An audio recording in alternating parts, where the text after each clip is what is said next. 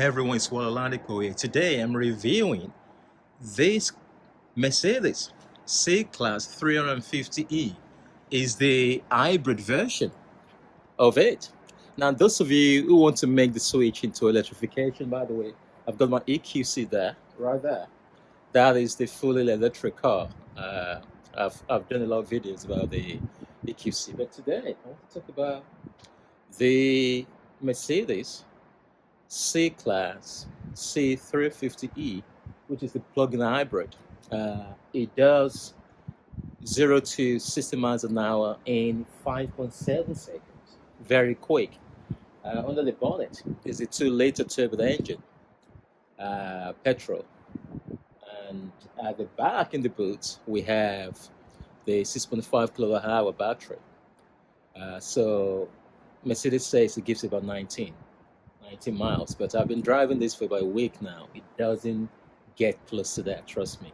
It's still winter, it's cold, batteries discharge very quickly. So I hardly can get about 12 miles, but that's still good because it has a fantastic integration between the petrol engine and the battery, which is fantastic. Very, very great driving around town, around cities. And also, I'm going to be showing you how much mileage I get from doing about 200 miles in this car. So stick with me. If you are looking for a way to switch into electrification, but you are very, very cautious, you're looking for something else that can bridge the gap, that will give you the electrification, I will give you the petrol engine alternative so that it keeps you on the road. I want to be interested in it. This is 2016 and it's done 128,000 miles. Yes. So 120,000 miles later, does it still drive? Does it start? We're going to look through the exterior, interior, and I'm going to give you for a test drive, to talk to you guys about some really cool stuff about this car. Hey everyone, it's Walalanico here. Today I'm reviewing this Mercedes C-Class 350e. Is the hybrid version of it. Now, those of you who want to make the switch into electrification, by the way, I've got my EQC there, right there.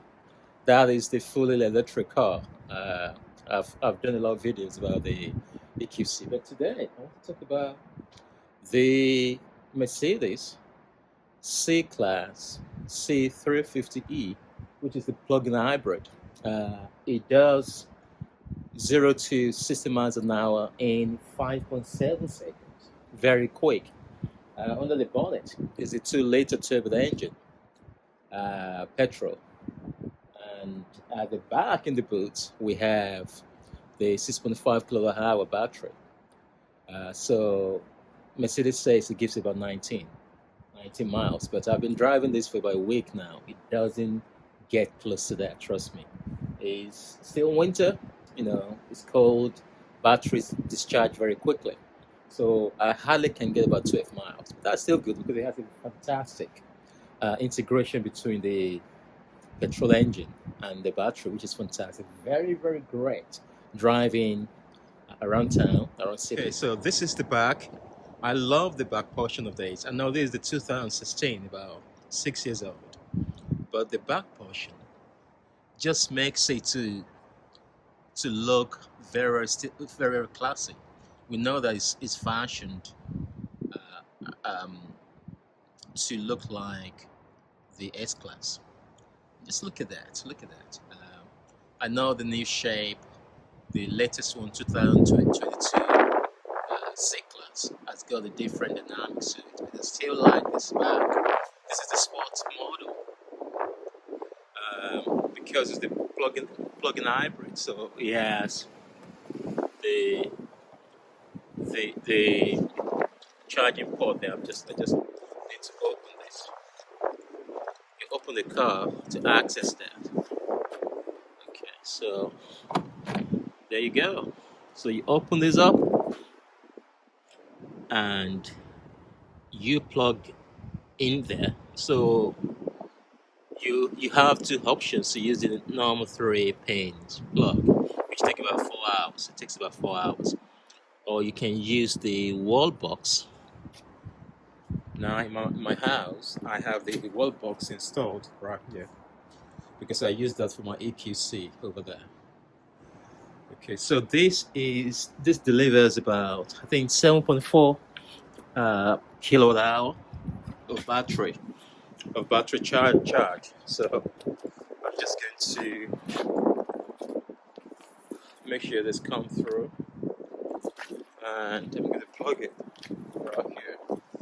And if you use this, because we have the battery, oosh, what's that? Something is stopping it. Oh, the car is locked. That's why. So the car is locked automatically. Yeah, it says go there. If you look at that, it's charging at the moment. And if I lock the car, this is the key, by the way, just in case. It's a very nice key, actually. If you lock that, it's going to lock the charger in. You see that locking sign has disappeared, so nobody can take this out unless they rip it off, which is not easy. So in the back is where the back. Oh my gosh, I've got a whole bunch of things in the back, but you can see, look, there's an elevated space here where the battery is, but it still has a decent amount of room, about 335 liters. I've just driven this to London with a whole bunch of my work stuff in there. So what do you think? What do you think? You can pick this up right now between 13,500. You can pick this up between 13,500 pound and maybe 25,000 pound, depending on the level of depending on the mileage, basically. So it's got the 17-inch wheel, which drives powerfully. I mean, nicely. It's very comfortable, but you can upgrade to, I think, the 19-inch wheel. So the back portion, I like the front portion, like the front portion, like the grey. And this is installed. This one is it has the adaptive cruise control, or the Mercedes call the Distronic Plus, and it's hidden there. A whole bunch of sensors are hidden there. So, what do you think? What do you think? Do you like the front? Do you like the new shape better than this old shape? And this 2016 model. And under the bonnet, you have the engine, and the engine and the electric motor. Between the two of them, they put out 258 horsepower, 280 horsepower, 350 newton meters, 298 foot top. So it does 0 to 60 in about 5.7. So it's very quick. And that is actually very interesting. Now let's jump in because the weather is bad today. Look at that. It has a keyless entry. Just make sure that you have the keys in your pocket. Now look at this. I've always loved the interior of of Mercedes. Something is extraordinary the way they do the interior. It just relaxes you. It might not be the best in terms of build quality. I've got the Audi E7 there. The interior is not as good, but the build quality of the Audi, always impresses me. But what do you think? What do you think about this? Is equipped with the electric powered seat adjustment. We have the heated seats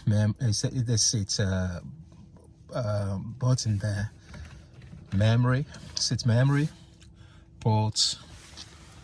And this particular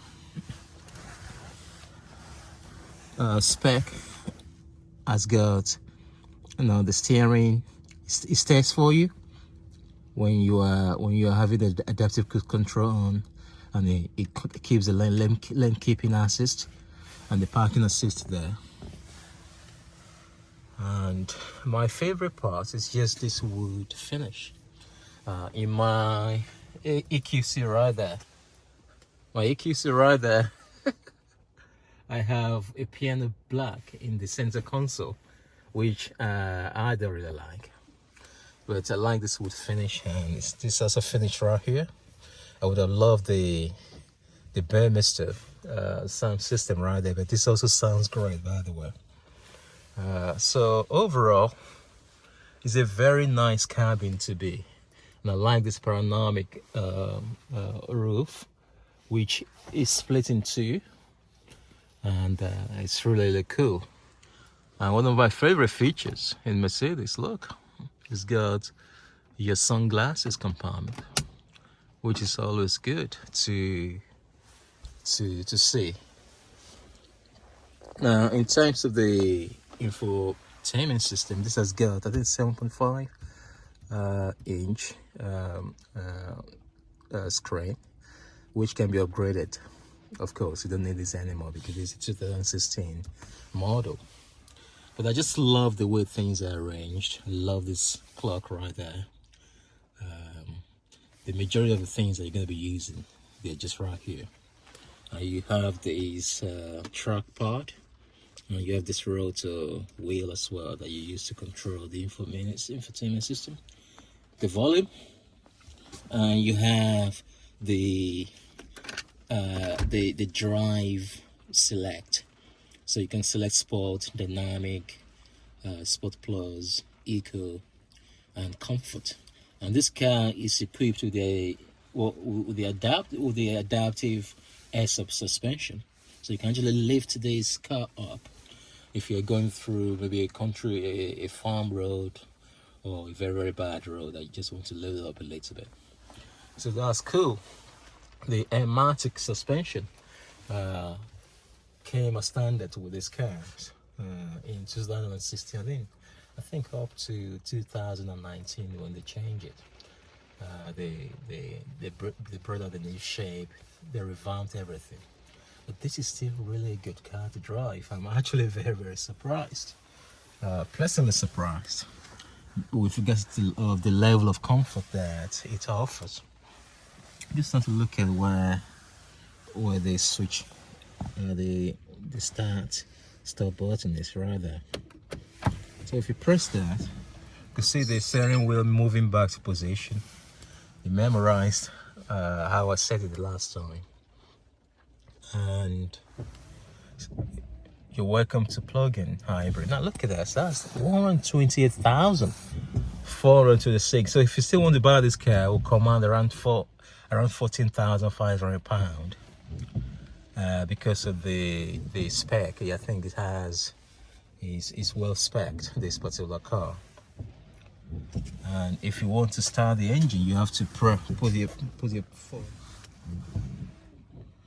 Okay, so you want to start the car, put your foot on the brake and press this one more time.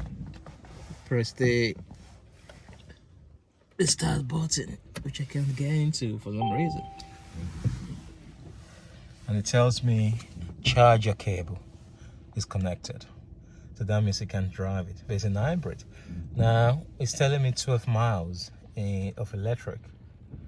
Can you see right there? 12 miles.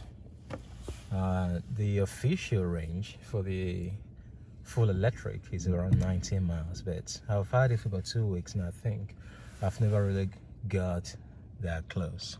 But it doesn't matter, because even after you run out of your electricity, it combines the electric and the engine very powerfully, very nicely. I love it. It's very smooth, very smooth. And the thing is that it's very comfortable to drive, very comfortable. It has a very strong regen because of the way that the car and if you drive it, put your foot down, it goes. It's just a very nice car to drive. Now, many people don't like the infotainment system, but once you get used to it, it's fine. It's absolutely fine. So look at this. The best place to shortcut is to just use this. This particular favorite button has stored some of the recently used or frequently used commands that you've used a few times. So if I just press that, it bypasses all the complications. Can you see that? It's already arranged them for you right there. So I just use either of these or that. I prefer to use this just to move through. So vehicle, for instance, press that, then you could do the settings. Dynamic select, can configure how you want everything to be. For example, if you go in there, you can configure the drive, the climate control, the eco assist, the steering, the suspension, and you want the suspension to be with us, whether it's on sport or not, and you could just set it and configure your own thing. Whatever you do, if you go back right there, that is your back button, is going to be available when you actually want to drive the car. Look at this. If you press the suspension select, look at it right there. So you can actually go to individual at the top right there. It's on sport right now. So just keep going. It's on individual right now, and you could just select what you want. By default, I think it's usually on comfort. So again, you have your navigation there, your radio there. So some of the bigger shortcuts that you use regularly. I did not connect my phone because it's going to stop my recording. I'm using my phone for this recording. So I think that's fantastic. A telephone, and this is also, you press this button right there, I think it takes you back to the main menu. If you press that, yes, it takes you to this vehicle setting that you already got right there. So many people might be saying it's hard to use, but once you discover this button, everything is easy. Okay, you don't need to mess about and get lost in the whole process of features. So what do you think? The back is nice. The fact that the entire car is just very, very, very airy and light. A little bit smaller. 3 people will struggle in the middle of this car. At the back of this car rather, but if you have children, 3 children, or two adults, 1 child, or 3 children will be perfect there, or 2 adults. There's a nice armrest right there with 2 cup holders.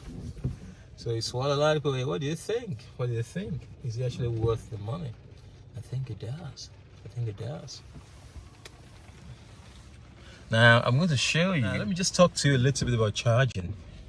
To charge this car using my wall box, it takes about an hour, and it costs me about 80 pence.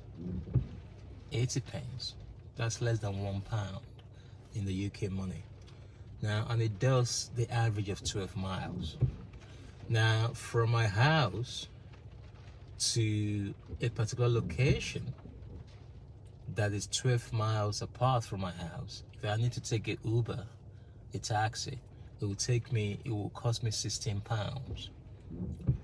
But this car can deliver pure electric of 12 miles. And if you charge it from home, it costs me 85 pence. I know it's not a fair comparison, but it just gives you an idea of what you're saving. Of course, after you've been able to pay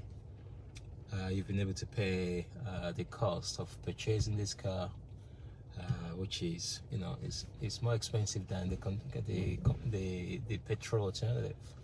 If you're getting a C class, maybe C250 whatever, that is just diesel or petrol, that is 16, that has the same mileage and similar year, you probably pay less for that. Hybrid cars are now very popular, and the prices are going up. But it could be a very nice way to move into electrification for some people. So now let me tell you something. I used to have a 3 Series hybrid, yes, but I didn't like it.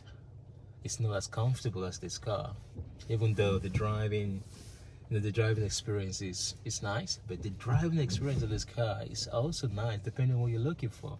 It's very sporty. Just put it in sport, this car just turns into something different. So I didn't like the 3 Series. I spent hours upon hours traveling in it. I eventually sold it, but I've gone to London and back to West Yorkshire in this car, and I was pleasantly surprised. They've told me several times that it's fashioned after the S-Class. I used to own an S-Class. It didn't quite deliver the comfort level of the S-Class, which is understandable. You don't want to pay that much money for the S-Class, and to be getting the same comfort level and luxury in the C-Class. That's going to be a sin, basically.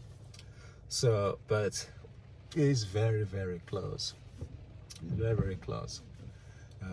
So yeah, really good car to drive. Okay, let's talk about the MPG of this car. What does it actually give to you in real world? I've spoken about the electric part. Even though they said 19 miles, it actually gives you about between 10 and 12 miles, depending on how you do it. But I'm not bothered about that, because even when you run out of the battery, the car still charges itself, and it still integrates with the engine in the front very well, which I really love. I think it's better than the one that is installed in the 3 Series of the same year, 2016, because I owned the 3 Series, the 2016 model, the hybrid. So from my home perspective, I think I'll take the Mercedes for comfort, for the drivetrain, for the electrification part, and how everything works together. I think the Mercedes C-Class just wants it for me.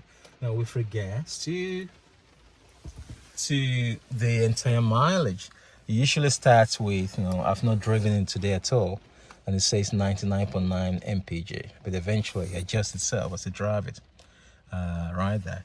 So after I've covered about 190 miles the other day going to London, I fully charged at home, fully charged it, just like it's fully charged here right now, 100%. I averaged 50.5 miles per gallon, and I drove sensibly, and it was between the combination of different speed limits, 70 miles an hour most of the time, then we dropped to 60 miles an hour on construction parts of the motorway, and also we drop into 50 miles sometimes, but the majority of the mileage will be 70 miles an hour, was 70 miles an hour, and it still delivered 50.5 miles. Of course, it ran out of the battery, then it started to recharge at some points. Whenever I braked, whenever I eased off the accelerator, just coasting.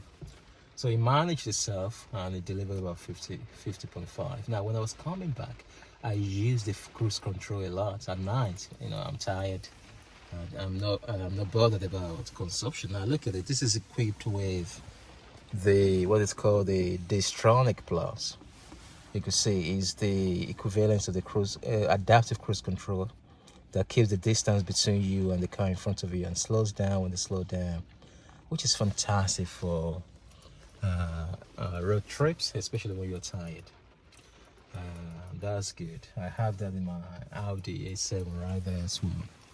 Now with the Audi A7, even though it's a bi-turbo, engine, V6 engine that has about 313 horsepower and nearly 500 torque, foot torque. It's the average I get in that car when I go to the same distance that I use this car is around 43 miles per gallon. It's a diesel, which is fantastic for such a big engine. But when I was coming back from London using this hybrid Mercedes, because it was dark, it was wet, I was tired, I was using my adaptive cruise control most of the time. I averaged 44 miles per gallon, just a little bit more than what I would have done if I had gone on my A7. So it's not that bad. It's not brilliant, but you know, it could be worse. Some big cars will give you 25-30 miles per gallon. So they might be telling you that it's 124 mpg combined. I don't know how to get that in the hybrid car like this, but based on the owner's review, what I've been able to see, you get between 50 to 60 miles an hour, 60 miles per gallon, if you're able to be good, depending on the road conditions, and if you're plugging your car in very well. But what is good at is the town, the city, you know, the city driving, dropping off the children, going for shopping. You come back, you just plug it back in, and you realize that it's combining the fuel system and the battery system very powerfully, very smoothly, and before you know it, it takes longer before you go and fill up, because it's using less of your fuel most of the time. It's combining very well with the battery, and also it's recharging the battery along the way, so it is very good. Now, if you have a small family, maybe you just have 1 kid or 2 kids, and you don't have grown-up children, about 3 or 4 of them, you don't want to, you know, this car might not be for you. But if you're by yourself, you have another car, you feel like you just need a compact car, very compact, driving around town, this might be for you. The boot is compromised a little bit because of the battery system, but it's adequate for me, for my work, and you know, for my children. It's a bit of a tight, it's a bit of a tight space at the back, by the way, for 14 years old, for a 14-year-old boy, a 13-year-old girl, and a 4-year-old girl. So we're actually making another road trip to London as a family, so I'm thinking maybe I should go on the EQC. But the problem with the EQC is that it's half term, and the last half term we'll go on the electric. We're queuing at the stations, at the charging stations, because almost everybody else was doing the same thing. They're traveling, and there were more electric cars than the charging points. So that's what we have to improve on as a nation. More and more people have bought electric cars, but we need more charging stations. So I'm tempted to go in my A7 because it's bigger than the C class. I would have loved to go in the hybrid version because you don't pay the ULAS charge, the ultra low emission zone, ULAZ, LAZ. So if you go to London, chances are you'll cross the low emission zone and you pay £12.50 if your car is in the hybrid, or if it doesn't meet the specification for the engine and the emission. That one, because of the bigger engine, the A7, I'm going to have to pay £12.50. But if you enter a congestion zone, it doesn't matter what car you drive, you still have to pay £15. Even if I go on the full electric car right there, I still have to pay £15. For the hybrid and the full electric, you don't have to pay the low emission zone amount, which is about £12.50 a day. So what do you think? It's what I like to put here. Leave your comment below if I've convinced you to consider Mercedes C-Class 350e as a way of easing yourself gradually into full electrification. Let me know what you think. All the very best. Bye bye.